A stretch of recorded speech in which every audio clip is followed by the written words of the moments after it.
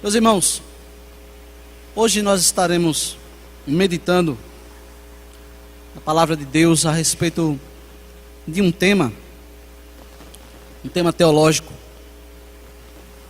Não estarei pregando ou começando, na verdade, uma pregação expositiva, mas pretendo pregar esse tema teológico em duas ocasiões, nesse domingo, hoje, e no próximo domingo. E o tema é justamente a respeito da aliança de Deus. Logo, meus irmãos, é um tema que de fato os irmãos já conhecem, mas que estaremos abordando de maneira resumida alguns aspectos referente a esse assunto, a aliança de Deus. Para isso eu peço que você abra em Êxodo capítulo 24, do verso 1 a 8.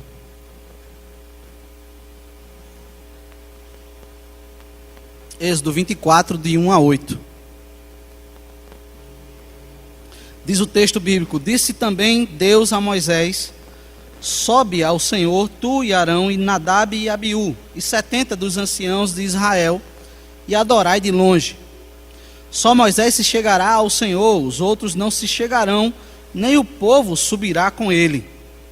Veio, pois, Moisés e referiu-se ao povo todas as palavras do Senhor e todos os estatutos. Então todo o povo respondeu a uma voz e disse: Tudo o que falou o Senhor faremos. Moisés escreveu todas as palavras do Senhor, e tendo-se levantado pela manhã de madrugada, erigiu um altar ao pé do monte e 12 colunas, segundo as 12 tribos de Israel. E enviou alguns jovens dos filhos de Israel, os quais ofereceram ao Senhor holocaustos e sacrifícios pacíficos de novilhos. Moisés tomou metade do sangue e a pôs em bacias, e a outra metade aspergiu sobre o altar. E tomou o livro da aliança e o leu ao povo, e eles disseram: Tudo o que falou o Senhor faremos e obedeceremos. Então tomou Moisés aquele sangue e o aspergiu sobre o povo, e disse: Eis aqui o sangue da aliança que o Senhor fez convosco a respeito de todas estas palavras. Que o Senhor se agrade de nos instruir, meus irmãos, e possamos desfrutar das verdades do Senhor para proveito da nossa própria vida e glória do nosso Senhor Jesus Cristo. Meus irmãos, conhecendo bem, ou na verdade nós conhecemos bem esse texto, porque conhecemos a história de Israel. Ele foi retirado por Deus com mão forte do Egito, e agora ele está no deserto, precisamente no Monte Sinai. 3 meses se passaram desde que o povo foi retirado por Deus do Egito, e agora Deus está preparando o seu povo. Como, voltando ao capítulo 19, os irmãos podem perceber toda a preparação proposta por Deus para que o Senhor pudesse fazer aliança com este povo que ele retirara do Egito. Moisés, meus irmãos, é chamado ao cume junto com Arão, Nadab e Abiú e mais 70 dos anciãos de Israel, onde estes aqui, exceto Moisés, eles vão ficar adorando a Deus de longe, como diz o verso número 1. Apenas Moisés é que poderia se aproximar de Deus. Isso tem um significado, sim, meus irmãos, importante. A entendermos, meus irmãos, que há um distanciamento de fato entre Deus e a sua criação. Não, o homem que quer se aproximar de Deus, ele não pode se aproximar de qualquer forma. E na verdade, é o próprio Deus que chama este homem para poder se aproximar com ele, ou se relacionar com ele, ter relação com ele. Por isso, Deus chama Moisés, instrui ele como ele deveria fazer, e ele leva justamente todos aqueles homens, Nadab, Abiú, Arão e os 70, mas instrui aqueles homens como Deus falou, que eles ficassem longe. Aqui é um momento solene, meus irmãos, e que durou de um dia para o outro, com aceitação por parte do povo quanto aos estatutos do Senhor. O povo estava diante daquele momento solene, concordando com os estatutos do Senhor, ou seja, declarando diante de Deus e dos demais, cada um estava declarando que recebiam os estatutos do Senhor. Mas houve o registro das palavras do Senhor também sendo feitas por Moisés, altares e colunas sendo erigidas e sacrifícios sendo realizados. Mas não apenas isso, o sangue do sacrifício foi espargido sobre o povo recebe como aspersão aquele sangue, e esse sangue também é derramado sobre o altar. Em seguida é lida a lei do Senhor. Novamente o povo, ele aceita ou diz que concorda com tudo aquilo, recebe como palavra do Senhor. Tudo isso, meus irmãos, nos diz que este realmente é um momento solene, o que pode ser chamado aqui da realização de um pacto de suzerania. Temos um Senhor que tirou o povo de uma escravidão por parte de outro rei, e agora toma para si esse povo, faz esse povo seu e dá instruções a esse povo de como esse povo deveria então viver, como esse povo deveria estar agora se relacionando com esse novo rei. Um pacto de suzerania.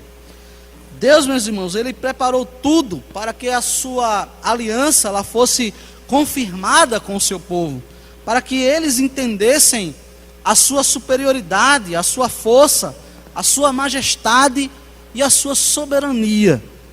Ficasse nítido aos olhos de cada um deles quem de fato é este Deus.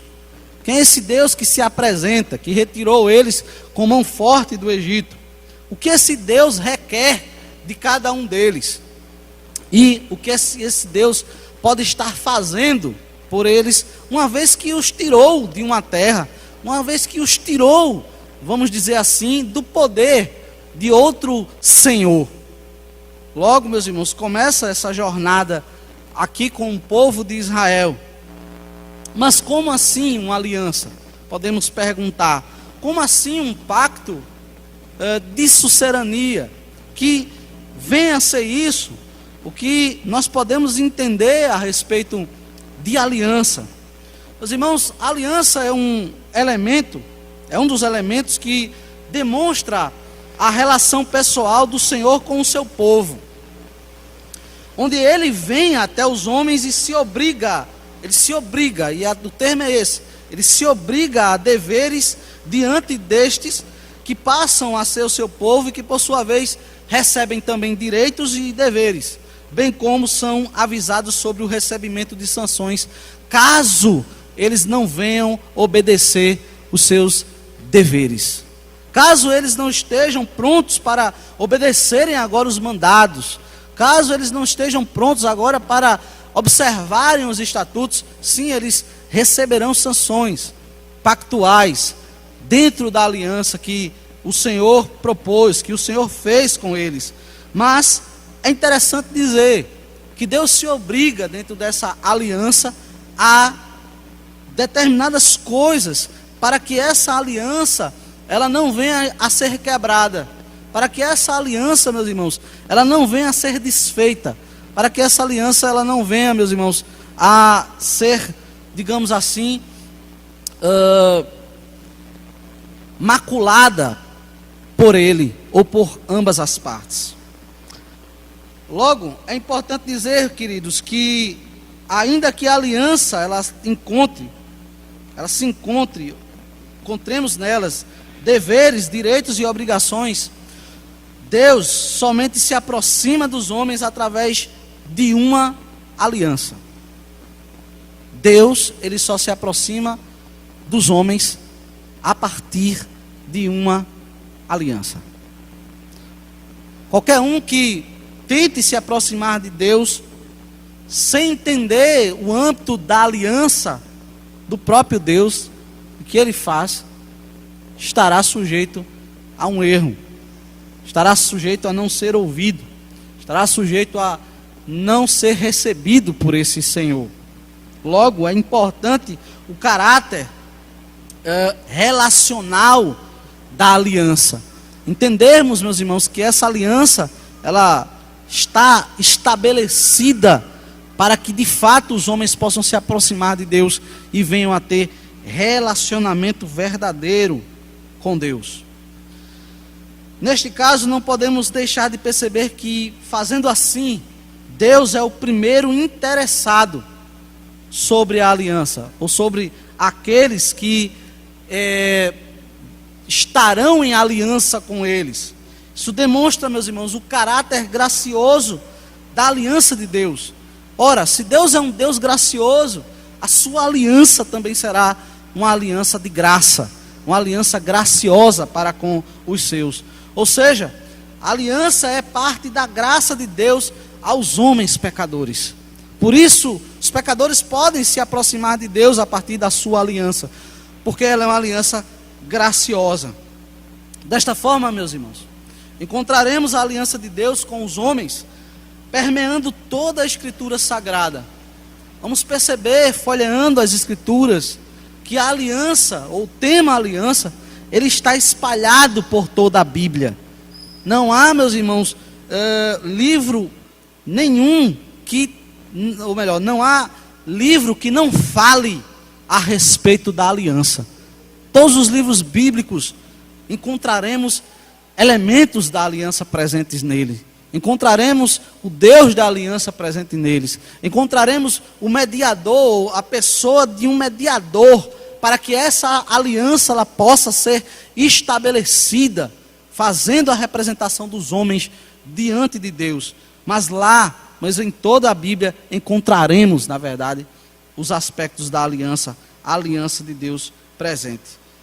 Meus irmãos, do começo ao fim, do início da história da redenção até a conclusão dessa história, nós vamos encontrar a aliança de Deus, que demonstra para nós a importância de tratarmos bem com esse assunto, ou tratarmos bem desse tema, e podermos entender que ele não está aqui por um acaso, mas ele está aqui ensinando a igreja de Cristo em relação ou com relação no que diz respeito à relação de Deus com o homem. Irmãos, eu farei uma exposição resumida e que será dividida em duas partes. O tema será a aliança de Deus. Para tanto, eu utilizarei apenas 2 pontos dentro dessa exposição, e eu tenho como objetivo descrever aspectos dessa aliança, tornando familiar e perceptível, para que possamos folhear as nossas Bíblias e percebermos a importância da aliança de Deus, quando então o Senhor está fazendo ou está renovando a sua aliança para com o povo, que Ele requer desse povo, e fique claro para nós, não é? Quando encontrarmos os textos bíblicos, podermos identificar a aliança sendo renovada por parte de Deus, mas mais ainda, a relação de Cristo conosco, a importância de Cristo quanto a esse tema, a aliança de Deus. Começaremos perguntando, meus irmãos, qual é a natureza da aliança? Em que ou em quem ela está fundamentada? No que, então, a aliança de Deus ela está fundamentada? Diria que a aliança de Deus ela está amparada em Deus e nos seus atributos. Não há outra coisa que possa amparar, na verdade, a aliança de Deus, a não ser o próprio Deus e os seus atributos. Com isso, meus irmãos, queremos dizer que a aliança, ela não tem origem humana. Ela não se fundamenta sobre qualidades humanas. Por mais que coisas sejam exigidas de Deus para com os homens, na verdade, essa aliança, ela não está amparada nas qualidades humanas, mas ela está amparada sobre os atributos divinos. Logo, ela possui origem divina, ainda que para isso sejam utilizados elementos da própria criação no momento do estabelecimento da aliança ou na renovação da aliança, mas o que é preciso sabermos e entendermos é que a aliança de Deus, ela está amparada nos atributos de Deus. O ato de Deus, meus irmãos, falar aos homens é feito a partir de um compromisso ou de um juramento. Quando nós percebemos isso, fica-nos claro essa questão do atributo divino. Ora, é Deus falando aos homens. Conhecendo Deus, meus irmãos, sabemos, na verdade, pelas Escrituras, que Deus é um Deus que não mente, que Deus é um Deus fiel, que Deus é um Deus santo, que Deus é um Deus majestoso, rei, soberano. E por ser, na verdade, um Deus santo, tendo feito um juramento, há um compromisso da sua parte, agora estabelecido entre ele e os homens, entre duas pessoas. E sinais podem acompanhar até mesmo esse juramento, que pode nos levar a reconhecer que um pacto está sendo realizado. Duas pessoas que estão umas diante das outras e que estão a fazer determinações. Nesse caso, Deus está a determinar o que é para ser feito, o que será feito e como será feito. Logo, quando Deus estabelece, meus irmãos, uma aliança a partir de um juramento, deve-se levar em consideração o atributo divino da veracidade. Deus é um Deus verdadeiro. O que eu quero dizer com isso, meus irmãos? Esse atributo, ele precisa ser bem entendido pelo aspecto da fidelidade. Por quê? Porque há outros aspectos dentro desse atributo. Por exemplo, quando falamos que Deus é um Deus verdadeiro, estamos também dizendo que não há outro Deus igual a Ele. Na verdade, não existe outro Deus. Ele é o único Deus. Na realidade, Ele é o Deus verdadeiro. Mas pelo aspecto pela qual a aliança é estabelecida, quando falamos a respeito do atributo da veracidade de Deus, temos que entender que a Escritura leva em consideração que Deus é um Deus fidedigno ou fiel. Deus é um Deus que se compromete com aquilo que Ele fala. Deus é um Deus que se compromete com aquele que Ele jurou. Deus é um Deus que se compromete com suas promessas. Nesse sentido, se nós encontramos no texto Deus prometendo coisas ao seu povo, Deus dizendo o que era para que este povo viesse fazer, Deus falando qual era a sua parte dentro da sua aliança, temos certeza que Deus quer que nós levemos em consideração que tudo aquilo que Ele está dizendo é verdade, que tudo aquilo que Ele está prometendo é verdade, Ele está pronto para cumprir. Meus irmãos, Deus é fiel em suas promessas.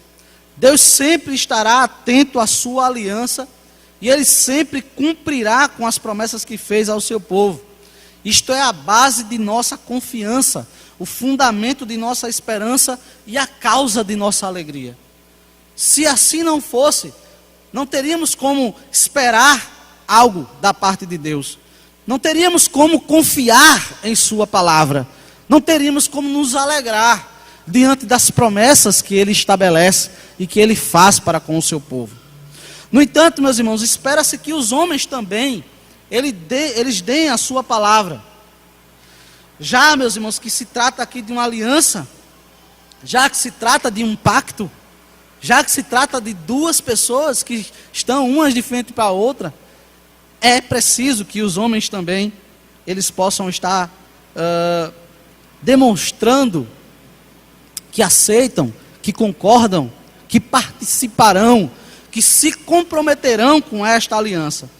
É isso, por exemplo, que podemos observar nos versos 3 e 7. Veja como o texto nos apresenta a participação dos homens. Veio, pois, Moisés e referiu-se ao povo todas as palavras, e referiu ao povo todas as palavras do Senhor e todos os estatutos. Então todo o povo respondeu a uma voz e disse: tudo o que falou o Senhor, faremos. Verso 7. e tomou o livro da aliança e o leu ao povo. E eles disseram: tudo o que falou o Senhor, faremos e obedeceremos. Eles falam de maneira convicta de que de fato estarão prontos para participarem e se comprometerem com essa aliança.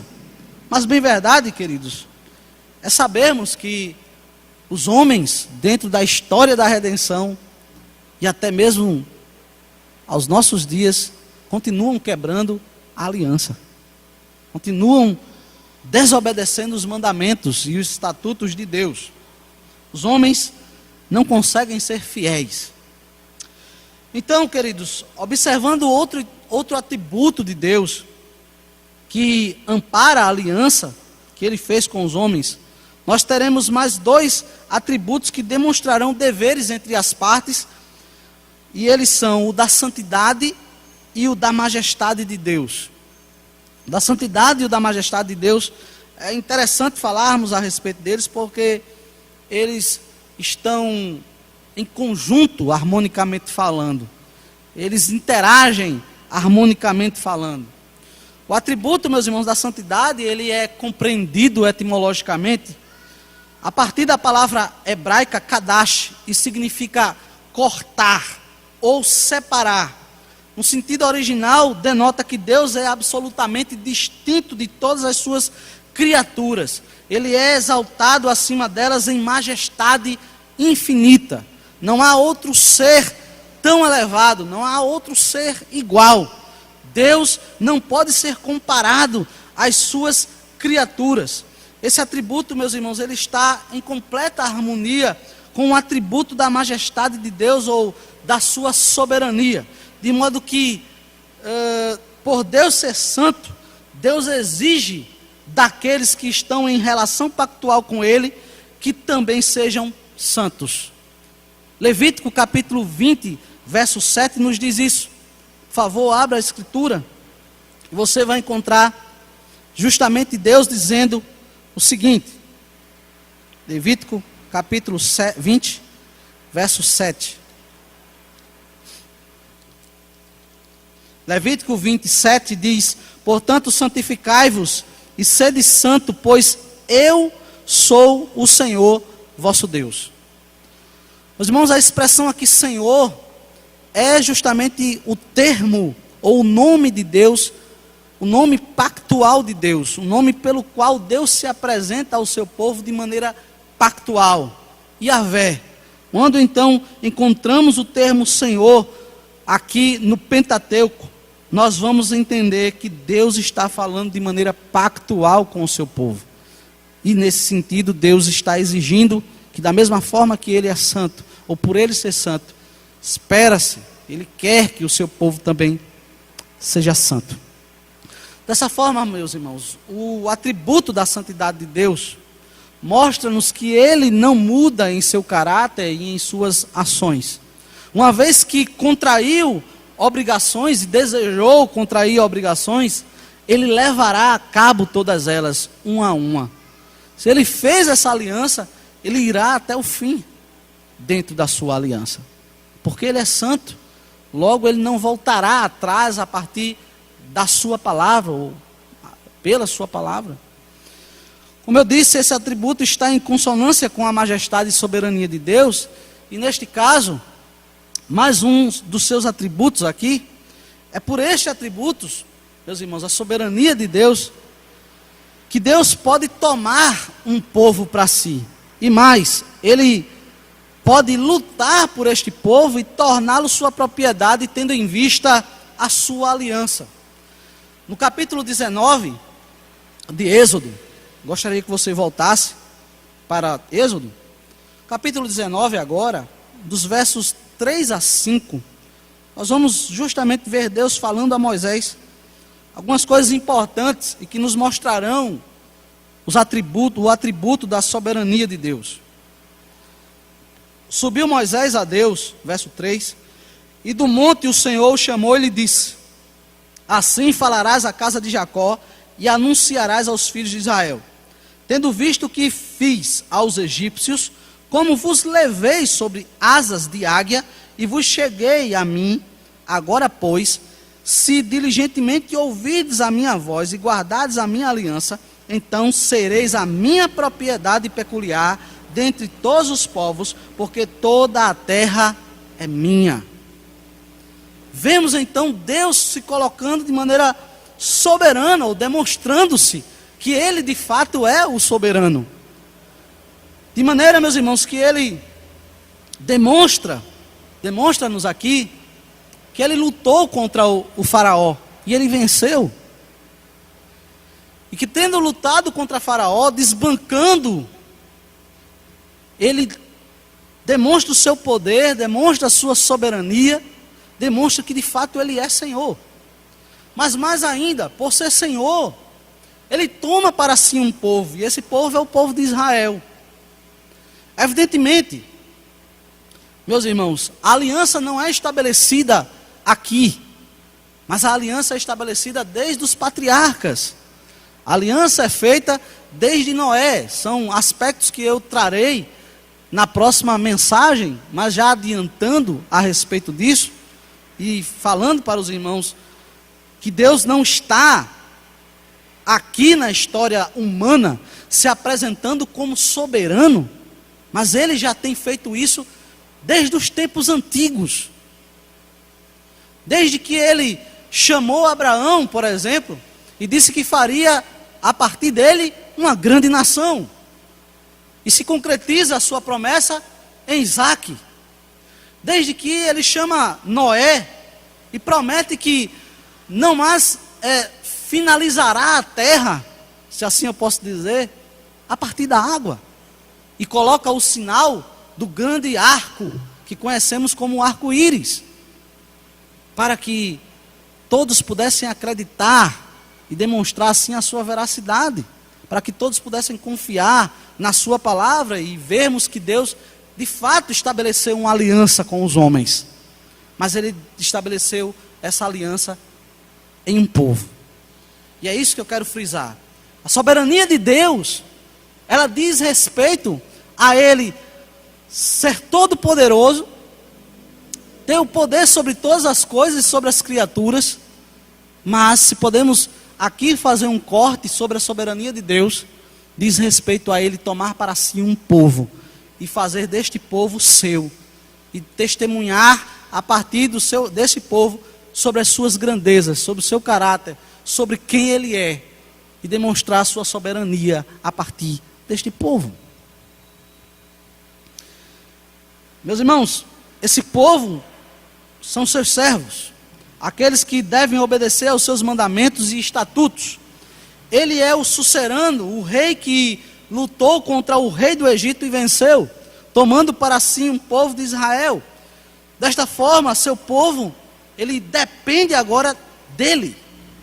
Ele está ligado a esse sucerano, a esse Deus, a esse rei, em saber sua vontade, em conhecer seus estatutos e conhecer as suas sanções e desfrutar da sua segurança, da sua paz, sobre a sua aliança. É importante pensarmos a respeito disso, porque a aliança não está lá apenas para a gente dizer: oi aliança, como você está? Mas é para entendermos que há compromissos,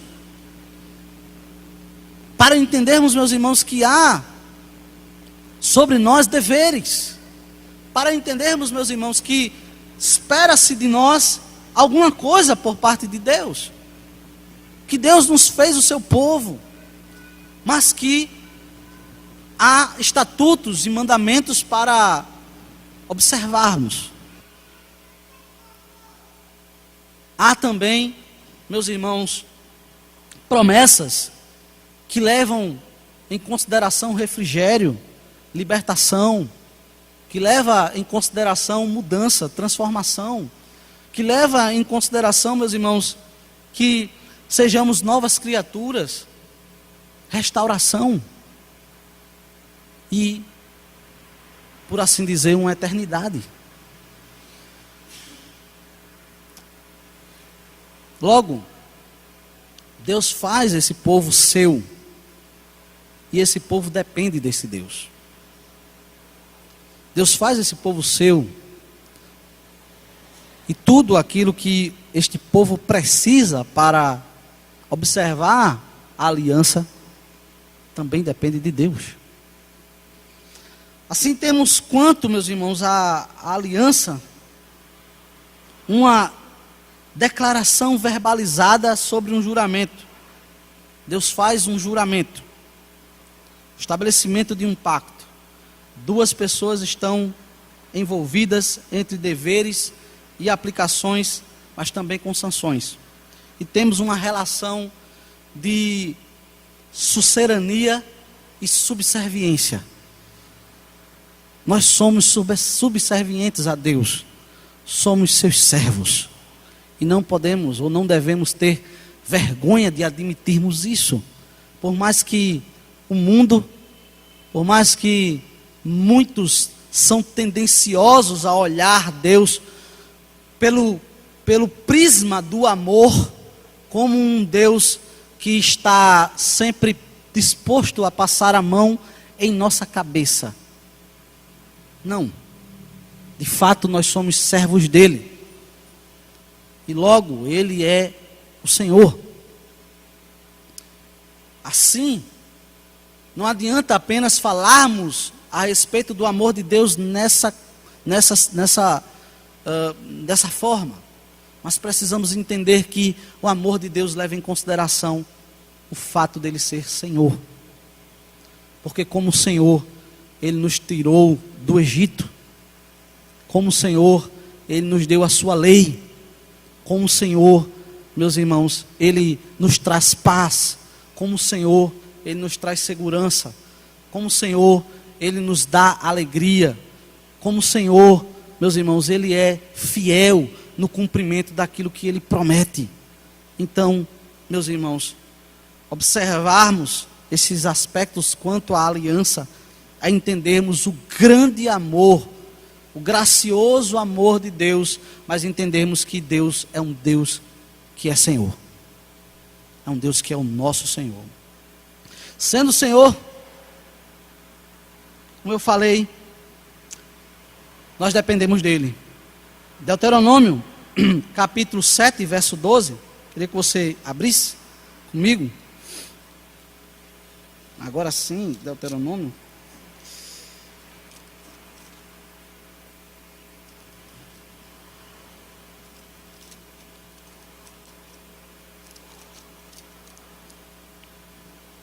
Deuteronômio 7,12 diz assim: será, pois, que se ouvindo estes juízos, os guardares e cumprires, o Senhor teu Deus te guardará a aliança e a misericórdia prometida sob juramento a teus pais?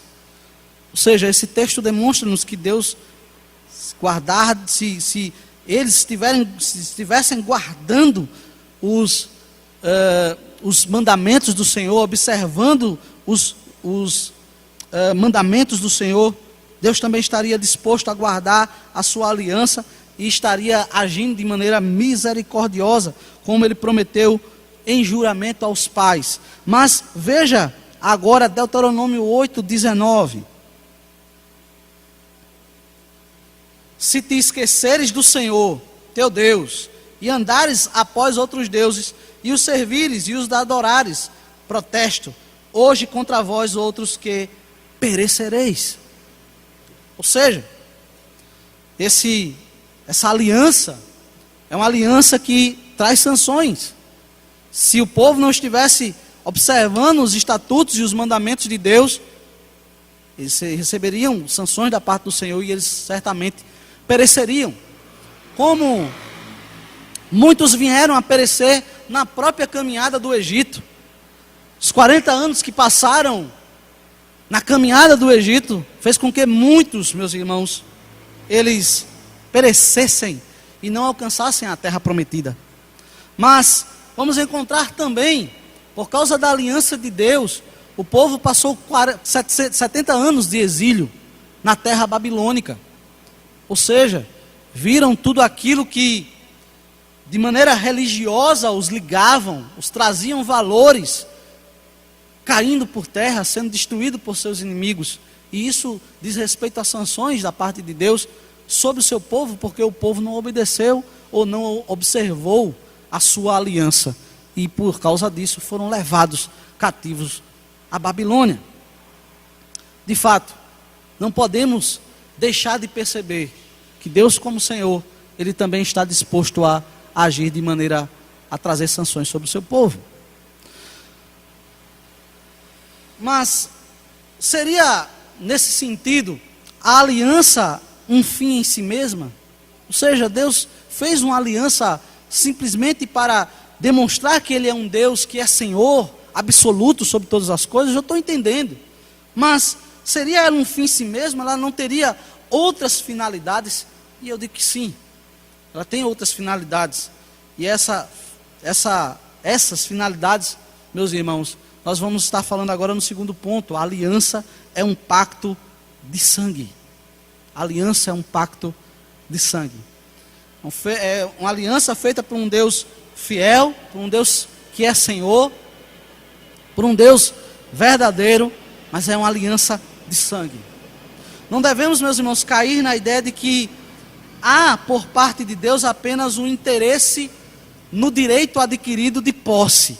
Ora, agora o povo é meu, já estou fazendo o que eu quero com o povo e acabou-se. Não, não é apenas isso. Como se o que ele mais queria era vencer a Faraó e se tornar o legítimo proprietário daquele povo para que eles o pertencessem. Deus não tem esse problema, porque na verdade tudo é dele. Mas com relação a este povo, há um caráter especial em relação à sua aliança. Temos coisas maiores envolvidas nessa questão e dizem respeito à extensão dessa aliança. Ela atinge um povo que o Senhor escolheu. Os atos pactuais geralmente são descritos a partir do corte de um animal no momento do estabelecimento da aliança. Se essa questão do corte, ela não deve ser estranha a nós, o corte de um animal, porque em vários momentos nós vamos ver os pais, os antigos, fazendo juramento justamente cortando animais. Eles cortavam animais, faziam um juramento entre outra parte, e nesse sentido, eles marcavam um compromisso.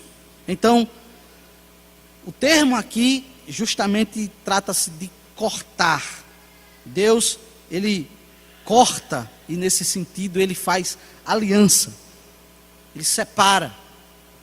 Ele faz com que este povo seja um povo de propriedade exclusiva sua. Meus irmãos, o termo aliança, ele advém da palavra cortar, como eu falei, mas outros atos, eles podem seguir a aliança, como é o caso de um ato simbólico, ou a concessão de uma dádiva. Abraão, por exemplo, ele faz uma aliança com Abimeleque, e ele resolve o caso de um poço. Quando ele resolve esse caso de um poço com Abimeleque, lá em Gênesis capítulo 21, ambos, Abraão e Abimeleque, eles dão as mãos, e eles, nesse caso, se cumprimentam e falam que estarão comprometidos um com o outro, para que não venham fazer um mal ao outro. E aí o poço, que na verdade era uma luta, até mesmo podemos assim dizer, uma peleja entre eles, é dado a Abraão. Abraão conversa com Abimeleque nesse compromisso para que esse poço seja dado a ele. Então uma dádiva é feita aqui. Mas outras coisas também acontecem e demonstram para nós atos pactuais. O comer, por exemplo, alimentos, fazer uma refeição. Aqui em Êxodo capítulo 24, 11, nós vamos encontrar uma refeição sendo feita pelos homens que subiram ao monte e que estavam com Moisés. Capítulo 24, verso 11 diz: Ele não estendeu a mão sobre os escolhidos dos filhos de Israel, porém eles viram a Deus e comeram e beberam. A ideia era que eles iriam se encontrar com Deus, e eles se encontraram, embora vendo Deus de costa. E aí, o texto no capítulo 24, verso 11, nos diz que aqueles homens viram a Deus e comeram e beberam. Eles se alimentaram, eles estavam em pacto com Deus. Outro ato, meus irmãos, outro ato pactual diz respeito ao erigir monumentos ou memoriais. Aqui no texto, no verso 24, no capítulo 24, verso 4, nós vamos encontrar isso acontecendo. Quando diz assim: Moisés escreveu todas as palavras do Senhor e, tendo-se levantado pela manhã de madrugada, erigiu um altar ao pé do monte e 12 colunas, segundo as 12 tribos de Israel. Evidentemente, o caráter aqui é representar as 12 tribos de Israel, ou seja, todo o povo de Israel nesse pacto. Mas ainda, meus irmãos, dentre todos esses atos, o dividir o animal é o que me chama mais a atenção. É o que me chama mais a atenção. Porque diz respeito ao sacrifício. Diz respeito à questão de que aquele animal está sendo sacrificado e esse sacrifício demonstra-nos que há um aspecto referente à vida e à morte. Há um aspecto referente sobre aqueles que estão em relação em que, se alguém não se comprometer ao ponto de estar observando a sua aliança, ou esta aliança, a sanção que será aplicada sobre ele é a mesma que aconteceu para com o animal. Ele há de morrer, ou seja, sangue será derramado. Como eu falei, isso me chama muito a atenção, meus irmãos, porque quando observamos o verso número 8, nós vamos ver até mesmo os versos número 6 e 8, diz o seguinte: Moisés, ele tomou metade do sangue e o pôs em bacias, e a outra metade aspergiu sobre o altar. E o que é que ele fez então com a outra metade? Ele pega uma metade e asperge sobre o altar, mas e a outra metade? Ele, diz o verso 8, tomou Moisés aquele sangue e o aspergiu sobre o povo e disse: eis aqui o sangue da aliança que o Senhor fez convosco a respeito de todas essas palavras. E é isso que me chama a atenção, porque, meus irmãos, é como se a aliança ela viesse se fundir com esse próprio ato de aspergir o sangue. Tanto é que Moisés ele vai chamar esse sangue do sangue da aliança. O sangue da aliança. Ele só vai fazer isso com as palavras da aliança. Ou seja, dando um valor a este ato, pelo qual, meus irmãos, aqueles homens estavam sendo restaurados por Deus, por qual estes homens estavam sendo, ou tendo os seus pecados expiados, e por isso eles poderiam estar diante da presença de Deus, e por isso eles foram feitos povo de Deus, por isso eles poderiam orar e o Senhor ouvir as suas orações, por isso eles poderiam, meus irmãos, confiar nas promessas de Deus e assim esperar que elas viessem a ser feitas no momento que Deus estabeleceu. Eles poderiam ouvir a voz de Deus e obedecendo, sabendo que seriam prósperos naquilo que precisavam fazer. Vejam, meus irmãos, é interessante o caráter dessa aliança ou pacto de sangue, porque é necessário que, nesse sentido, houvesse derramamento de sangue para a expiação do pecado do povo. A utilização do sangue, meus irmãos, ela configura que este pacto se refere a um pacto que tem a vida e a morte como seu objeto. Aqueles que sobre si têm o sangue viverão. É isso então que Deus está a nos mostrar, de maneira que o corte do animal é um prenúncio daquilo que acontecerá quando aqueles que não cumprirem a sua parte nele receberão as sanções impostas na própria aliança. Moisés, meus irmãos, ele é aqui o responsável por aspergir o sangue sobre o povo, E ele faz isso intermediando todo o processo.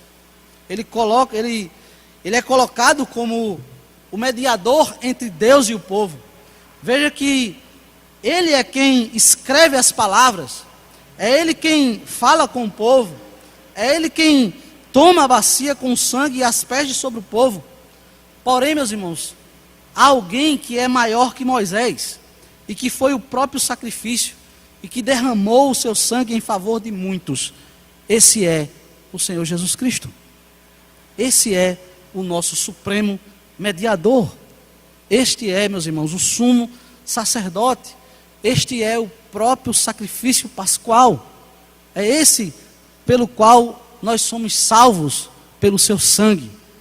A carta aos Hebreus, no capítulo 6, por favor, abra, verso 4 a 6, ela nos mostra que tudo que Moisés fez serviu como um tipo ou sombra para aquilo que Cristo haveria de fazer e ser. Verso 4, ele diz: ora, se ele estivesse na terra, nem mesmo sacerdote seria, visto existirem aqueles que oferecem os dons segundo a lei.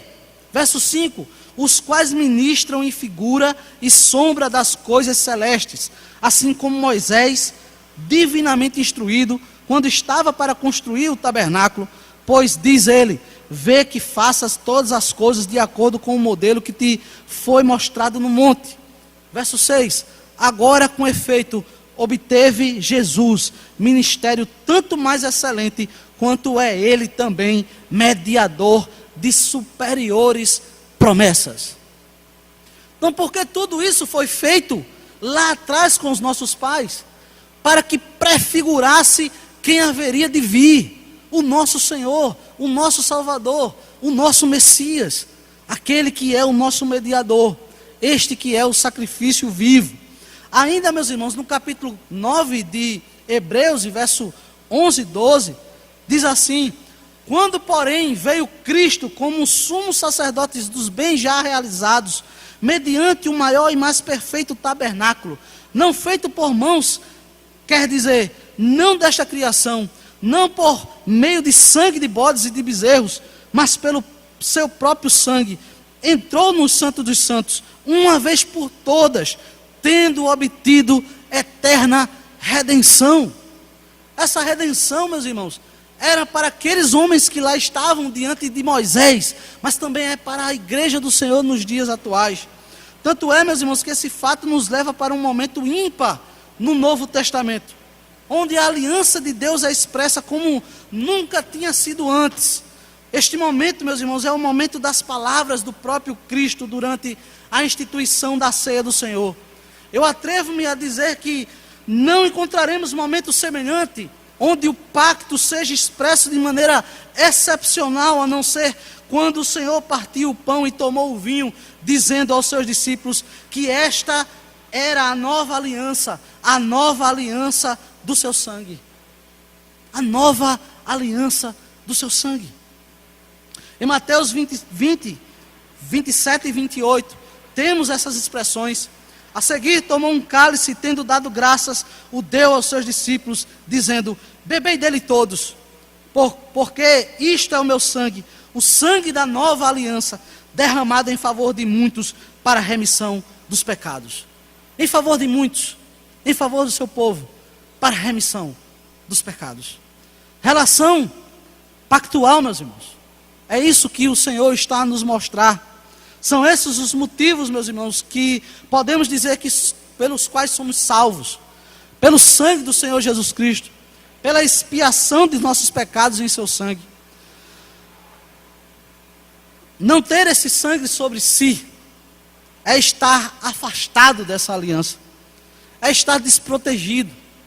É não ter nenhum tipo de proteção ou muito menos ser ouvido por Deus. Algo simples, como ser ouvido por Deus. É impossível para aqueles que não têm este sangue sobre si. Aqueles que não estão em aliança com Deus. De maneira que negligenciar, meus irmãos, a participação deste sangue é estar certo quanto a sofrer as sanções pactuais, pois elas continuam de pé. Vimos, meus irmãos, que A aliança de Deus, ela está fundamentada, amparada em seus atributos. Deus é verdadeiro, por isso sua palavra é uma palavra fiel. Deus é santo e soberano. Sendo assim, ele tomou para si um povo, é o Senhor deste povo. Deus é santo e soberano e pode fazer exigências a este povo, mas também se compromete com este povo, trazendo segurança, paz e sustento. Mas vimos também que a aliança, ela não se trata de um fim em si mesmo. Deus, ele fez um pacto de sangue, onde neste pacto ele liberta esse povo não apenas de seus inimigos terrestres, mas ele redime esse povo através da mediação do Senhor Jesus Cristo, salvando esse povo, fazendo com que esse povo se liberte das ameaças e dos efeitos do pecado, das ameaças da lei e do efeito do pecado, de forma, meus irmãos, que os que têm o sangue de Jesus sobre si podem confiar plenamente quanto à salvação de suas vidas. Por isso, não devemos negligenciar a participação na Santa Ceia do Senhor. Por isso, meus irmãos, devemos entender que a Santa Ceia do Senhor, de fato, ela se apresenta como meios de graça, que trarão para nós fortalecimento na nossa caminhada espiritual, para que possamos nos relacionar como devemos nos relacionar com Deus, porque estamos em aliança com esse Deus. Semana que vem, iremos tratar sobre a extensão da aliança. Ela é eterna e é perfeita. Que Deus vos abençoe e aplique a sua palavra em nossos corações. Ficamos de pé, meus irmãos, e vamos orar ao Senhor.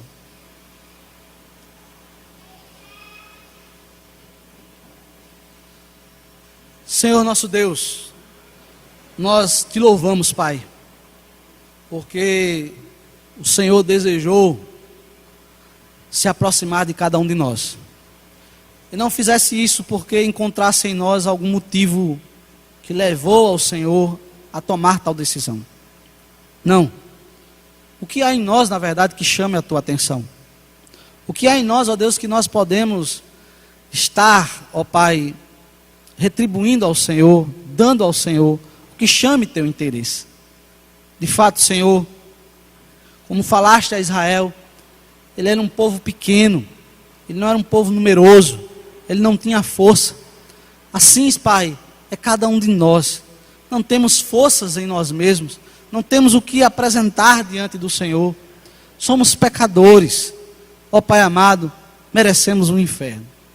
Mas o Senhor, Deus, ó Pai amado, agiu de forma graciosa, se aproximou de nós, fez com que, ó Pai, ó Deus, fossem-nos reveladas as verdades do Senhor nas Sagradas Escrituras, através do Teu Filho Jesus Cristo, nosso mediador e Salvador. E por meio do Seu santo sacrifício, no derramamento de sangue, podemos dizer, ó Pai, que temos paz contigo. Podemos dizer, ó Pai, que confiamos plenamente nas Tuas palavras. Podemos dizer, ó Deus, que em Ti, ó Pai, podemos, ó Pai, obedecer às Tuas santas leis, a Tua santa lei, e agradar ao Senhor, e viver em comunhão contigo, e desfrutarmos, ó Deus, de verdade, de verdadeiramente, de maneira pura, ó Pai, sincera, de um grande relacionamento em comunhão com o Senhor. De maneira, Pai, que se ainda viermos a pecar, podemos, ó Deus, nos aproximar do Senhor em arrependimento, em confissão, e sermos ouvidos, porque Cristo Jesus, ó Pai amado, Ele nos redime pelo Seu sangue. Ó Deus amado, grandes são as obras do Senhor, grande é a Tua aliança para com o Teu povo, de maneira, Senhor, que, ó Pai amado, estende essa aliança, ó Deus, para a eternidade. Dá-nos a convicção disso e a alegria de que viveremos contigo para toda a eternidade, como o Senhor tem nos prometido na Tua palavra, e que possamos viver, ó Deus, sobre esta verdade, com uma vida sincera para contigo e para com os que nos rodeiam. Ó Pai amado, também, Senhor, sede conosco durante essa semana nos nossos afazeres, em todas as nossas responsabilidades. Ajuda os enfermos, aqueles que estão fracos e abatidos. Fortalece-os, ó Deus, para que eles encontrem alegria na verdade do Senhor e possam, ó Senhor, caminharem para a tua casa, para ouvirem a tua palavra, para serem, ó Deus, admoestados por ti e para, ó Senhor, serem revigorados na sua saúde espiritual. Pedimos-te, Senhor, todas essas coisas em nome do Senhor Jesus.